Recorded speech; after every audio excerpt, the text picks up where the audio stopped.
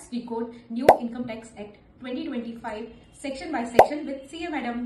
आज हम बात करेंगे इनकम टैक्स की हिस्ट्री का सबसे बड़ा मेक ओवर। जी हाँ, इनकम टैक्स 1961 को कम्प्लीटली रिप्लेस कर दिया है इनकम टैक्स एक्ट 2025 में। आप सब जानते ही होंगे कि इनकम टैक्स एप्लीकेबल है 1 अप्रैल 2026, यानी कि फाइनेंशियल ईयर 26-27 से हमारा new income tax act 2025 apply होने वाला है। जानते हैं क्या सच में सब कुछ चेंज हुआ है या सिर्फ नंबर्स चेंज हुए हैं? चलिए समझते हैं। हम एक न्यू सीरीज स्टार्ट करने जा रहे हैं जहां पर हम न्यू इनकम टैक्स एक्ट 2025 के सेक्शन बाय सेक्शन सिंप्लीफाई करेंगे।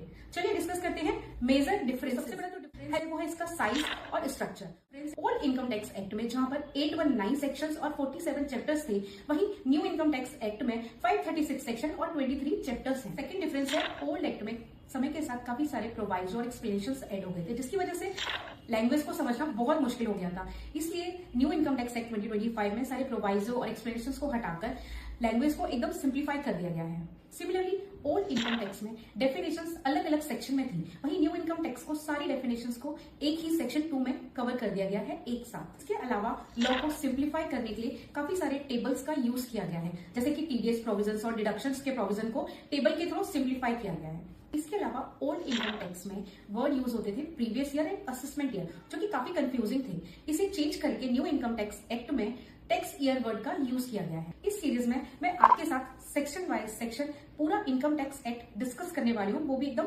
सिंप्लीफाइड लैंग्वेज में। तो आप सीए स्टूडेंट हैं, टैक्स प्रोफेशनल हैं या फिर टैक्स पेयर है और न्यू इनकम टैक्स एक्ट को समझना चाहते हैं सेक्शन वाइज सेक्शन, तो फॉलो करिए CA madam. New income tax act section wise section हमारे यूट्यूब चैनल पर भी अवेलेबल है, आप वहां भी जाके देख सकते हैं। और नेक्स्ट सेशन में हम लोग डिस्कस करेंगे section 1, 2 and 3 of new income tax act. Till then bye bye.